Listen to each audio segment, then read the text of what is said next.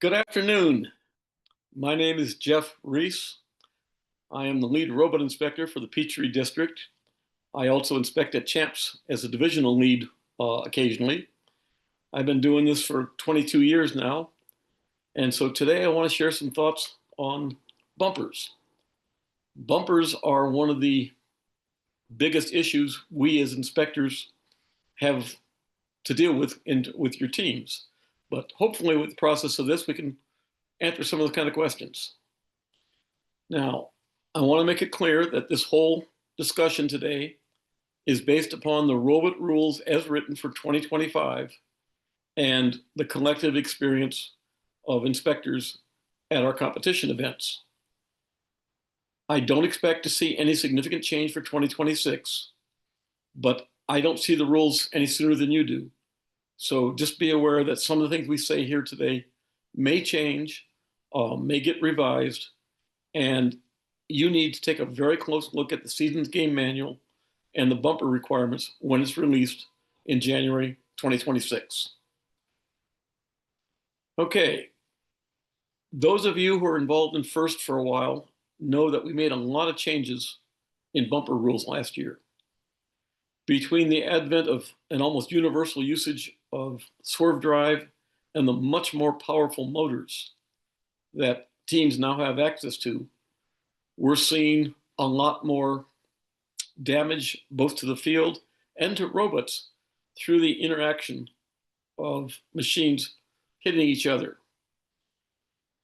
The folks at FIRST organized a committee to take a look at our bumpers and see what we could perhaps do to help with that. Because as I said, we're getting the hardest hits we've probably ever had in FRC history. And we don't see any decrease in that situation. We're not going to take away the motors. We're not going to reduce the power available to teams because it makes for good robots. And we're not going to make the robots much smaller because that's the whole point of this exercise. You need space to build things. So the goal was, what can we do to improve the bumpers and their ability to protect robots from each other?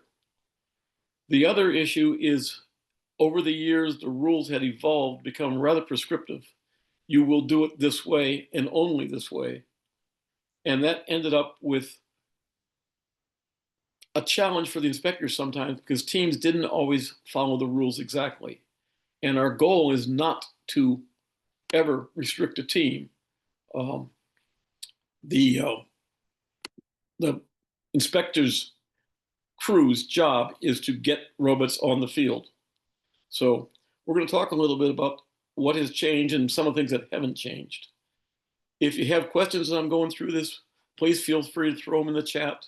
I will try to get to them, and we'll see if we can't resolve what we need to do for bumpers for this coming year. Okay. All right. As I mentioned, the task force was tasked with trying to come up with a different set of rules to improve things. The goals were to basically, A, make them easier for teams to build, make them easier for the robot inspection crew to inspect and accept them, and to give teams more flexibility, more options in how to build a protective bumper. Well, to accomplish that, we are allowing more substantial bumpers, more flexibility in what you use to build them, how you build them, allowing for additional padding, allowing for taller bumpers, and trying to increase the bumper-to-bumper overlap so that when robots do encounter each other, they're hitting bumper-to-bumper rather than bumper-to-structure. In the process of doing that, we have taken away some things that used to be acceptable in the old bumper rules to try to get a more robust, a stronger, and a more protective bumper construction.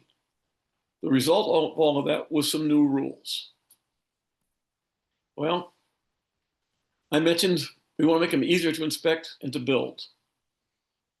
If you had to ask the inspector crew what was the biggest issue they had with robots in general, Bumpers are almost always number one. Second only to the only thing second to them is occasionally size and weight. Uh, those become important because they're hard to fix. But bumpers are a mandated element. They're considered a safety element. And so they have to be built, and they have to be built within certain constraints. As I mentioned earlier, the rules we've operated with for the last 6, 8, 10 years have evolved to be very much a you will do it this way, and that's pretty much the only way you can do it. Well, we tried to get away with some of that stuff here. So what some of the biggest ones were the specifics of how you build the backing, how you attach it to the frame, how you construct this bumper so it can go onto your robot were relaxed. And we changed a lot of how you protect your robot. What kind of backing material I can use? How thick does it need to be? How do I mount it? Can I have holes? Can I not have holes? How do I attach this bumper to the actual frame of the robot? The goal is to, again, make it easier for a team to build and easier for an inspector to say, yes, that is an adequate bumper and it can go play. Specifically, in 2025, we made some definite rule changes.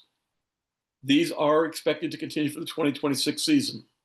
I've seen no discussion in the LRI channels or any discussion off the record, if you will, that there's any changes being contemplated. Again, wait till the manual comes out, but I suspect everything we had last year is going to be allowed again this year. Big items above, easy for me to say. Big items among them, you can have thicker padding. We used to be restricted to basically pool noodles, 2.5 inches. Well, now I can have a little over 4 inches of padding. So I've almost doubled the amount of cushioning material. I can make my bumpers taller, giving me more protection so that machines don't have the ability to ride over the top of your bumper into your robot. I get to use more materials. It's not just pool noodles anymore. A couple of things that were jumped out that people were happy to have was backer rod. Backer rod is a material used in construction. It's kind of like a heavy duty pool noodle, if that makes sense. You can use foam floor tiles. They're easy to get, they're cheap, they have a good bit of cushioning material to them. In addition, we're allowing some specific materials, polyethylene and polyethylene acetate, closed cell foams with some densities specified. We don't want real light stuff because it won't have the cushioning material ability, and we don't want it real dense because then it doesn't have the give to protect it. Pool noodles were legal again last year, and I expect they will be legal again this coming year. But last year's competition experience, some formal testing done, and just general experience overall, they don't provide the amount of protection that these newer materials do. And there's been a noticeable degradation of their ability as the season progresses. Pool noodles get damaged, pool noodles get collapsed, pool noodles don't have the ability to retain the cushioning and protective characteristics that we'd like to see in a bumper. However, they were legal, and I do expect they will be legal again. Backing materials. It was specified for years that it was 3/4 inch plywood, and that was it. Well, and again, in an effort to make it easier for you folks to build a decent bumper and easier for an inspector to say, yes, that's a legal bumper, they've allowed a lot of things. Specifically allowed in last year's rules, 1/2 inch OSB wood, oriented strand plywood, basically. 1 inch mahogany. Now, if you've got 1 inch mahogany laying around, I think I could find better uses for it than building bumpers, but hey, that's your call. 1/2 inch UHMW, again, it's a plastic material, cushioning material. What I found intriguing was they're allowing specifically a 1/4 inch aluminum plate. Now, that's not saying these are the only things that can be used, but these were specifically called out with the goal of giving you a backing material that basically offers more protection and offers you, the team, the ability to tailor it to your design and to get the characteristics that you want. Teams have tried a number of these things. All of them were found to be an improvement over just straight plywood, although 3/4 inch plywood or thicker is legal. So again, the intent of the rules was to give you more options, not necessarily to take away things that you have been doing in the past. There are a couple of construction techniques that have been outlawed that we'll talk about in a couple of minutes.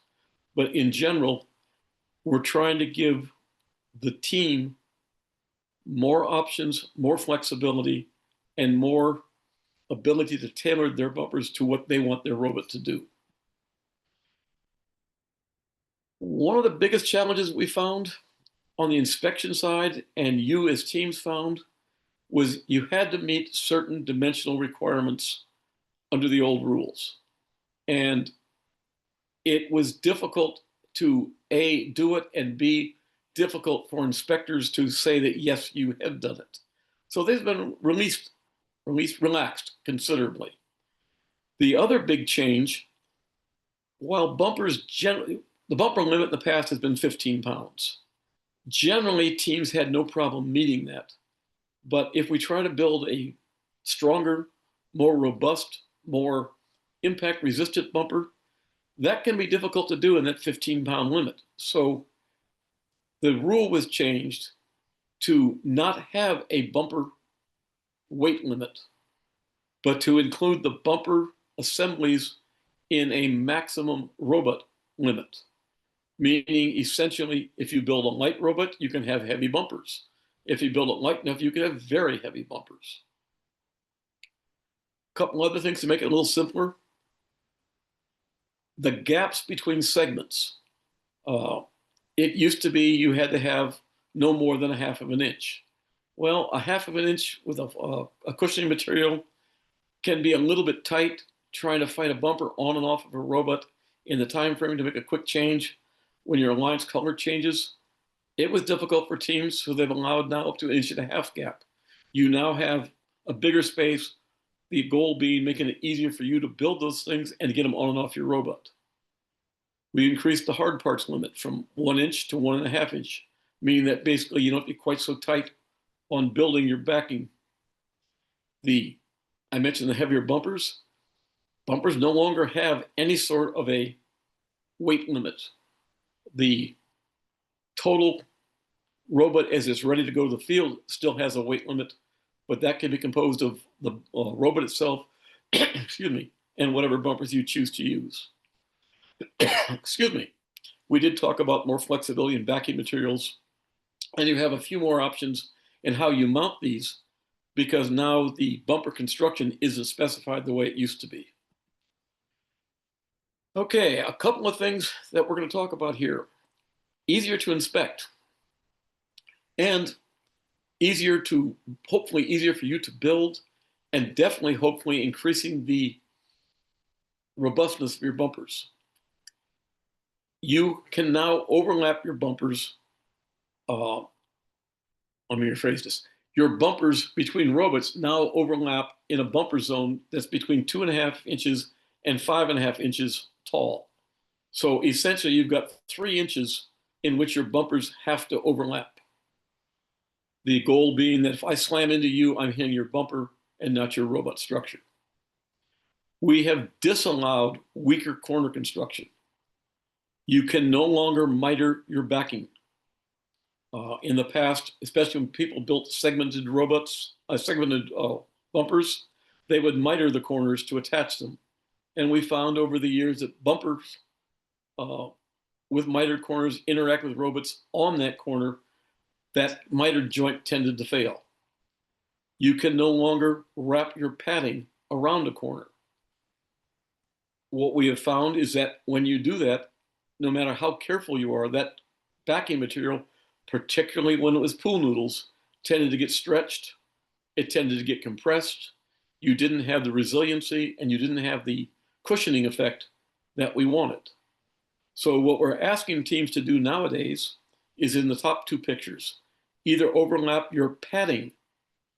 The padding can now extend past the hard part of the bumper, and such your padding now overlaps to fill that bumper, or specifically fill it with padding material. You cannot miter the corners in the bottom, you can't wrap it, and you definitely cannot leave a corner exposed.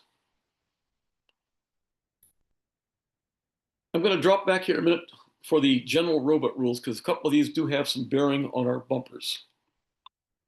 The robot itself, the frame itself, the prime structure of the robot, must have a frame perimeter. This is defined in the rules, and it is defined as the fixed, non-articulated structural elements with only a few minor protrusions. The frame perimeter is defined by and measured by taking a piece of string, or when you're in your inspection process, you'll see the inspector grab a tape measure and stretching it around the outer perimeter of your robot. Now, we're not going to talk so much about that measurement here per se, but the bottom picture, which wouldn't be allowed by last year's rules, you can't have that gap. But the dotted red line is the frame perimeter of that particular robot. The bumper rules are now requiring that you protect that frame perimeter, all of it. You can't have gaps anymore any bigger than allowed 1.5 inches. In the past, you could have just corner bumpers as long as they met certain requirements and leave the middle of your robot exposed. That is no longer allowed, and your bumpers will be expected to follow the frame perimeter of your robot. Again, just general. In your starting configuration, there's no overhang. The robot has to start completely within the frame perimeter. You can't overhang onto your bumpers. You can't overhang outside of your bumpers. I've had teams come to inspection with a perfectly fine robot, but they didn't understand that the bumper is not considered a part of the robot, and you can't have any of your robot outside of your established frame perimeter at the start of the match. Depending upon the rules, as soon as the horn goes off, you can flop outside that perimeter and do whatever your robot's designed to do, but you must be constrained at the start. I mentioned earlier weights. To make things a little simpler, they decided to reduce the total robot weight from the fairly common 120 pounds it's been over the last few years to 115 pounds. Well, okay, they took 5 pounds off your robot, but now you can have 125 pounds of total robot, which means that if you build a 115-pound robot, you can have 20 pounds of bumper. If you build 110 pounds, you get 25, etc. So it's up to you to build a robot at whatever weight you're shooting for. The weight is determined both for the raw robot and for its assembled, ready to go to the field configuration with the two numbers. I expect these numbers will stay basically the same. They might move a few pounds one way or the other, depending upon the game, but I don't expect to see a big change in it. As always, when we're determining weight of the robot, the basic robot itself, you don't count the bumpers, you don't count its battery, you don't count its connections, wires to plug it in, and we don't count any tags that are going to use for detection systems if provided by the event. I've included that because there is discussion of, and we will probably try at GRITS, a robot tracking system for a variety of reasons to see A, if it works, B, is it useful? The tags that are being discussed probably don't weigh half an ounce, if that much. So it won't be a big issue, but I suspect strongly that we may start seeing more and more of this in official robot rules as years go on. Okay, bumpers. Gotta have a bumper. The first thing a robot has to do is be safe. A bumper is considered safety equipment. If you do not have a bumper, you are by definition an unsafe robot and you're not allowed to play. But more importantly, they are there to protect your robot. We don't want you to get damaged. They're there to help protect you from damaging other robots. And they're also there to help protect the field elements. Again, our ropers have gotten faster. 120 pounds moving down that field at full speed, it's got a fair amount of momentum, and we don't want to hit other machines or our field elements and damage them. You break another robot, A, that robot's got problems. B, you probably get penalized. You break the field, the entire event gets penalized, and we lose time repairing it. The other big reason these bumper rules got changed, we're trying to minimize the variety of bumpers so that you can expect your opponent's bumpers to meet some minimum standards so that when you do get hit, it will be bumper to bumper. They say this is to minimize the amount of design challenge in creating bumpers. Well, I'm not so sure it minimizes them in that you're now given a lot of flexibility and a lot of creativity to design your bumpers. What it does minimize is the challenge of making your bumper protect your robot within the constraints that we used to impose. Minimize the cost of bumper materials? Yes and no. You can buy some pretty exotic stuff that is legal, and some of the usual suppliers are now selling various kinds of polyethylene foam and such, some of which is quite inexpensive, some of which is not. One of the reasons they allow the foam floor tiles is because we know that that's a very inexpensive and reasonable cushioning material. And that's why we say maximum use of relatively uniform materials. We've got some specs on what the materials need to be so that we're all playing with basically the same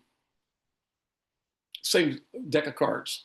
We all have the same basic requirements to build a bumper that can absorb impact, protect my robot, and not cause damage. Okay, last year's game required bumpers all around. I mentioned the frame perimeter earlier. That bumper has to follow the frame perimeter and couldn't have gaps last year to exceed more than an inch and a quarter. We gave some additional space to fit segmented bumpers onto a robot. Now, I don't know this year's game. Will they allow an opening in the bumpers this year? Possibly. If you remember last year, it wasn't allowed, so getting an intake over your bumper structure was part of the challenge. If they allow an opening, that makes it a little simpler. But again, I don't know. You'll need to read the actual bumper requirements.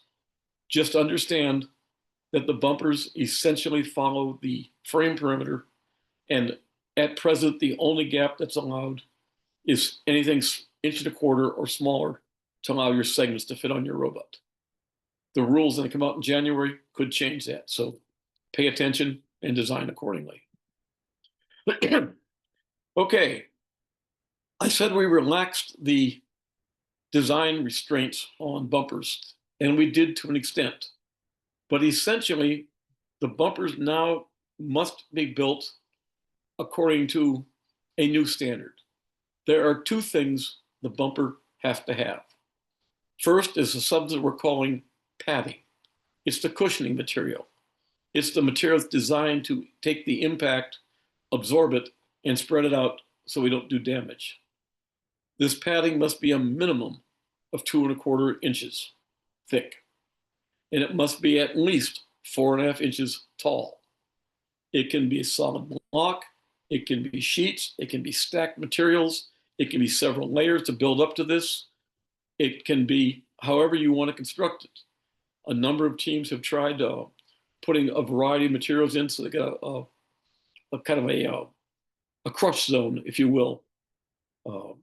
Whatever your team decides it wants to do. Now, some of the materials that can be used, again, we're back to pool noodles. They can be hollow or solid now. They can be backer rod. You can use solid polyethylene closed cell foam. You can use solid EVA closed cell foam. You can use foam floor tiles. There are some limits on the density of them. If you start using some of these materials, I highly recommend having a spec sheet available. If the inspector asks, you show up with a 100-pound robot and 25-pound bumpers, he may ask what kind of material you're using. Having that cut sheet will help him decide, oh yeah, this is perfectly fine, no problems. There is no requirement that everything be the same. You can use multiple types, multiple shapes. You can use multiple layers of different kinds of materials. You can do whatever you need to so long as you meet that minimum thickness and that minimum height. You have to have a backing behind that padding. Backing is the material that supports your foam structure. It's the material that provides rigidity and structure to your bumper. And it is what's going to attach to your robot. It's what's going to attach that whole assembly to the structure that comprises your frame perimeter. That backer has to be at least 4.5 inches tall. Why? Well, my padding has to be 4.5 inches tall. So I've got to have backer behind all of my padding. You can't have the padding cantilevered any place other than in the corners. If you remember that slide we had a little bit earlier where the padding stuck out over the adjacent sides padding, it's not unsupported. That padding on the other side was supporting it. That's legal, but I can't have padding just floating out in the breeze without backing behind it. You can add material to strengthen it. You can use material to fill the space between the bumper and the robot frame to serve as part of the attachment system, whatever you think you need. I will caution you on one thing. We ran this last year under this rule. If your attachment system puts some kind of an element onto the robot's frame perimeter, you have some kind of a structure, a metal bracket or some device that is securely fastened and part of the robot's frame construction, pay attention to the frame perimeter rule. We had a couple of teams had very clever, very nice attachment systems, but they bumped the frame perimeter out to where the frame went outside of the allowable limits. So just something to keep in mind. That frame perimeter is a fixed item. It's one of the few things that there is no discretion for in this inspection process. So again, if you're going to do that, just pay attention to what you're doing. Can't say it's illegal, but it can cause you some later challenges. All right, this is the diagram that was published last year. This is what a bumper cross section is supposed to look like. Now you can see it's showing round pool noodle type structure in there. They don't have to be pool noodles. It's just a picture that the folks at FIRST used. They didn't get it updated. But you can see that our bumper backing, the kind of pinkish material there, has gone to a much thicker device. It's now 1.25 inches if you want it to be. And it's got to be 4.5 inches tall. Now, the padding has to be at least 4 inches out from the robot frame perimeter.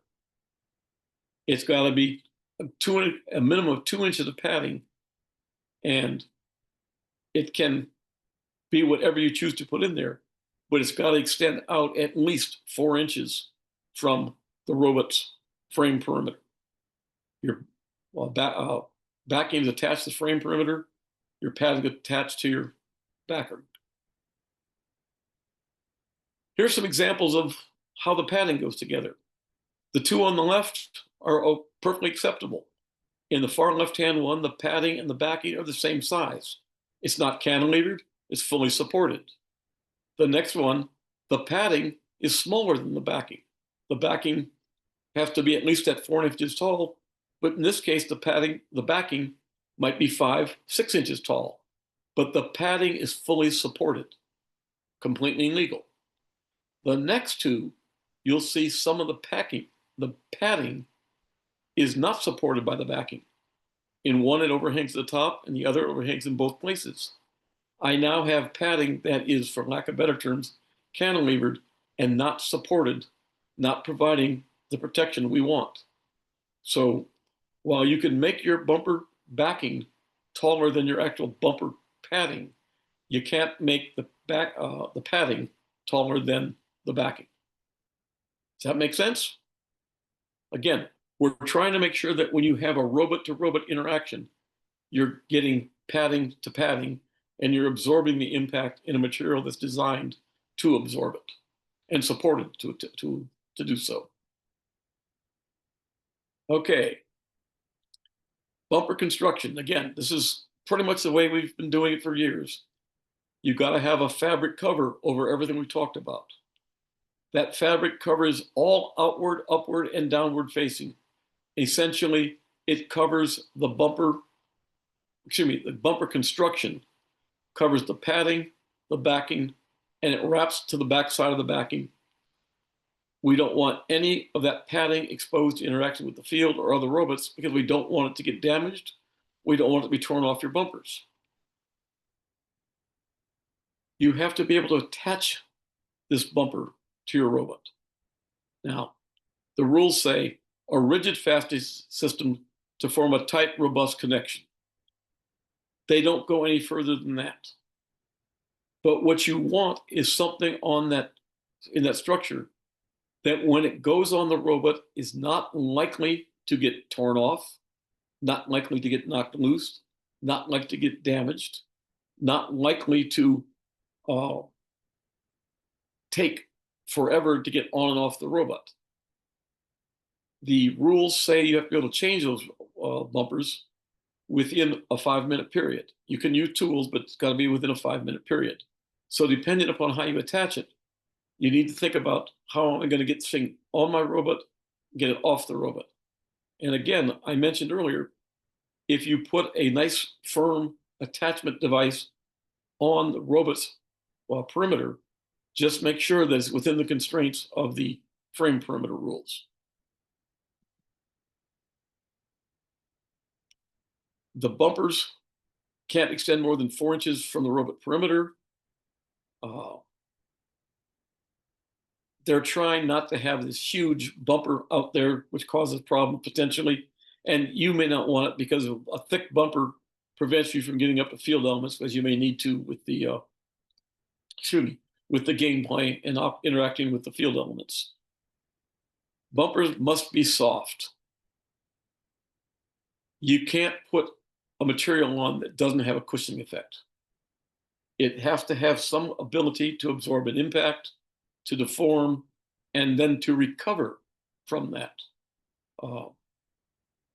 The hard parts of the bumpers, your backing, can't go more than 1.25 inches past the robot perimeter, and your padding must be at least 2 inches beyond the hard parts of the bumper. So if I've got a cantilevered section, I'm going to back up like we talked about earlier. When I've got a segmented bumper that overlaps, the hard part can't extend more than 1.25 inches, and then the bumper can't extend more than 2 inches. The padding must extend at least 2 inches beyond any hard parts of the bumper. So when you try to make that segment, just pay attention to how you put those two pieces together. And again, we're trying desperately here to get bumpers to interact with bumpers. The padding, as properly supported by the backing, must entirely fill the bumper zone. Last year, this was defined as a space between 2.5 inches and 5.75 inches from the floor. Doesn't mean your bumpers can't go lower, doesn't mean your bumpers can't go higher, but they have to be completely filling that space. That way, if I hit you or you hit me, we're going to be hitting bumpers to bumpers. It's the same thing that the 5-mile bumper rule in your car is for. We're trying to make sure that bumpers hit bumpers, not some other structure of the robot. The whole intent here is that we do interact bumper to bumper. And you can see here that I've got 2 bumpers on the left-hand side. One starts at 2.5 inches and goes well beyond 5.75, but it fills that space. The other one starts lower and goes above. But when they interact, that, for lack of better terms, collision zone is completely bumper to bumper. On the right-hand side, I've got a bumper that goes above. Actually, both bumpers go slightly above the zone. One's going well below, but the red one, the red one is not filling this impact zone. Because it's not filling the impact zone, we do not have padding to padding contact, and it's not a legal bumper. the team would be required to either rebuild the bumper to extend that padding down, to change its mounting to lower it, or otherwise bring that red bumper into compliance with the requirement that this impact zone, for lack of better terms, is completely filled by their bumper. So when you design your bumpers and look at how to put them on, pay attention that your bumper padding completely fills this impact zone, which last year was 2.5 to 5 3/4 inches from the floor. Again, we're trying to protect bumpers, robots from damage with our bumpers. Your corners have to be filled with uncompressed padding. That's why they disallowed wrapping padding around the corner. No matter how careful you are, that padding is going to be stretched, deformed, compressed, and you can't let that happen. Now, I can cut padding so I got a nice shape that, like the top picture, that fills that space. I can put vertical padding in there to fill the space. I can overlap the padding, as we talked about earlier, as long as I don't exceed the limits of it.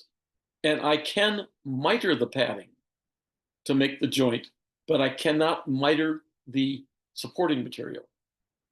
So if I want to cut my materials on a 45-degree angle to fit to give me a nice square corner, I can do that as long as I securely attach it and then cover it with my fabric cover. I can't wrap it around.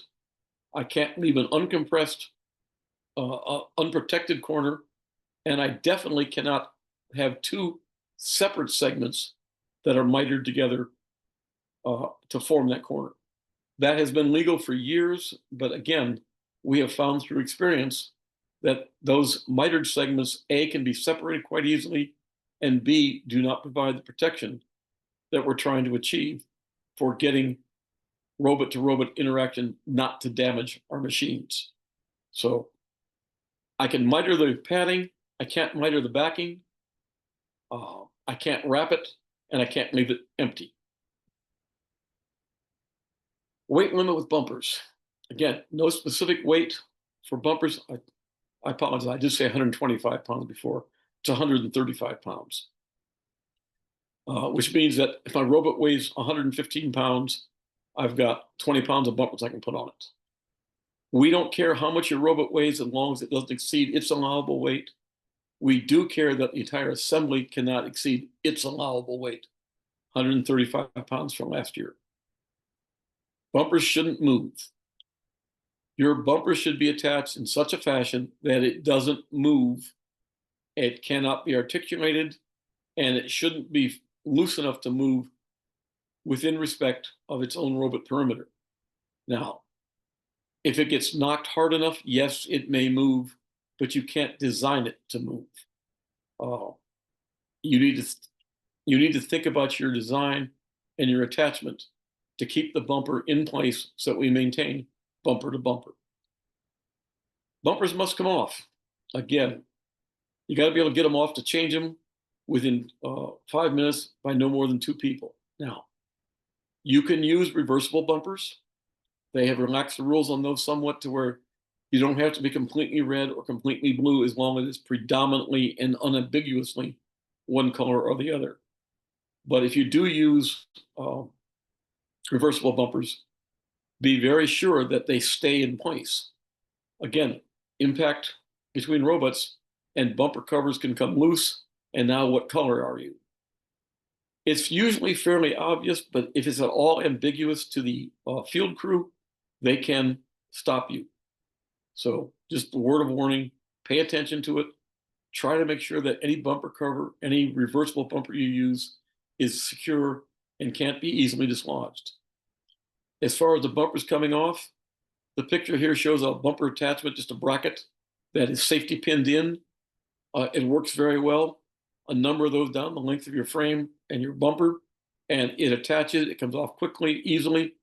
It is an idea. There's a number of ways to do this. If you choose not to build a reversible bumper, but want to build a red and a blue bumper, just come up with some mechanism that securely attaches it and takes it off quickly.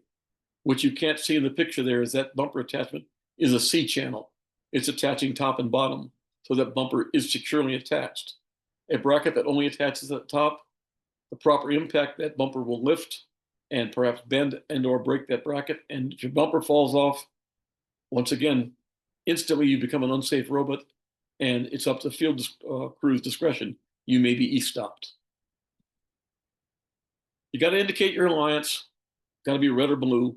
However you choose to do it is up to you. Team numbers. Team numbers have to be on the bumpers in such a manner that from 60 feet away, I can easily tell what your team number is. And it's got to be in such a fashion that it's non-ambiguous. You can't have it look like it might be something else. The rules say it's got to be only white, 3 1/4 inches high, at least a ½ inch stroke. You can't wrap around corners, and you can't split individual digits. Now, if they continue with the bumpers all the way around the robot rule, it won't make any difference. If they allow an opening, you got to be careful how you split your numbers so that I can always tell what my team number is. It's not hard. It's just something the inspectors will be looking for, and the field crew will definitely be looking for. I tried to find some pictures of bad bumpers from last year. I wasn't able, but here's some pictures of bumpers that are fully compliant with last year's rules to give you just some idea what's going on. You'll see the lower right is a segmented bumper. The gap is small. The upper left appears to be a mitered bumper with the fabric wrapped around tightly.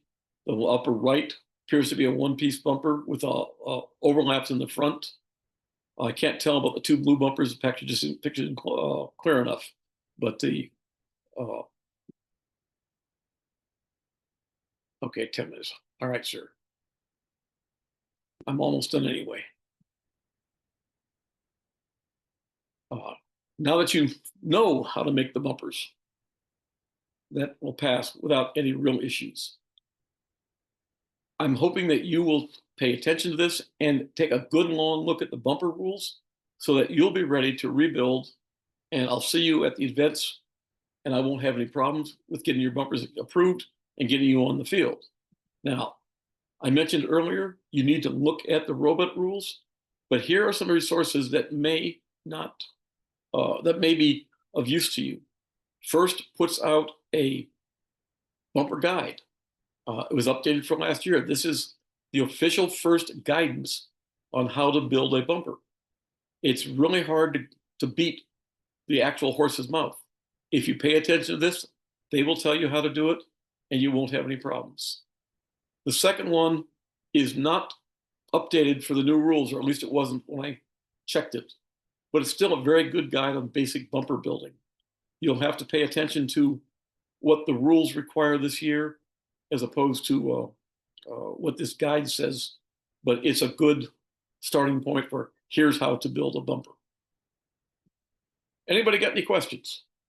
I'd rather take questions now than have to come to you at the event and tell you your bumpers are wrong and we got to rebuild them.